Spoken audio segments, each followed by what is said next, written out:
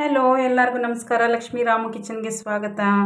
ಬೇಸಿಗೆ ಕಾಲಕ್ಕೆ ದೇಹಕ್ಕೆ ತಂಪು ಕೊಡೋವಂಥ ಒಂದು ಕರ್ಬೂಜ ಹಣ್ಣಿನ ಪಾನಕ ಮಾಡೋದು ಹೇಗೆ ಅಂತ ತೋರಿಸ್ತಾ ಇದ್ದೀನಿ.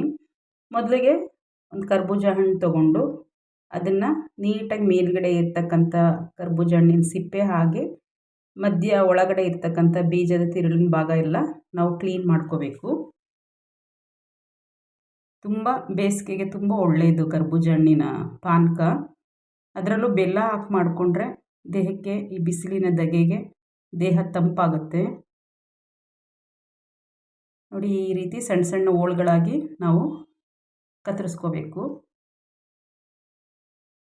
ಎಲ್ಲರೂ ನನ್ನ ಚಾನಲ್ನ ಹೀಗೆ ನೋಡ್ತಾ ಇರಿ, ಲೈಕ್ ಮಾಡಿ, ಶೇರ್ ಮಾಡಿ, ಕಮೆಂಟ್ ಮಾಡಿ. ಹಾಗೆ ಮೊದಲನೇ ಸಾರಿ ಯಾರೆಲ್ಲ ನೋಡ್ತಾ ಇದ್ದೀರಾ ದಯಮಾಡಿ ನನ್ನ ಚಾನಲ್ನ ಸಬ್ಸ್ಕ್ರೈಬ್ ಮಾಡ್ಕೊಳ್ಳಿ. ನೋಡಿ, ಕಟ್ ಮಾಡಿ ಇಟ್ಕೊಂಡಿರ್ತಕ್ಕಂಥ ಹೋಳುಗಳನ್ನ ನಾವು ಮಿಕ್ಸಿ ಜಾರ್ ಅಥವಾ ಜ್ಯೂಸರ್ಗೆ ಹಾಕ್ಕೊಳ್ಳೋಣ.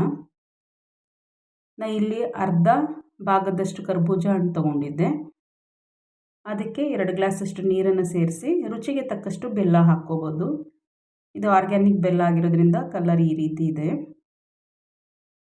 ಅರ್ಧ ಸ್ಪೂನ್ ಏಲಕ್ಕಿ ಪುಡಿ, ನಂತರ ಸ್ವಲ್ಪ ಐಸ್ ಕ್ಯೂಬ್ಸ್, ತುಂಬ ಬಿಸಿಲಿರುತ್ತಲ್ವ ತಣ್ಣಗಿರಲಿ ಅನ್ನೋ ಉದ್ದೇಶಕ್ಕೆ ಸ್ವಲ್ಪ ಐಸ್ ಕ್ಯೂಬ್ಸ್ ಹಾಕಿ ಮಿಕ್ಸಿ ಆಡಿಸ್ಕೊಂಡು ಬರೋಣ.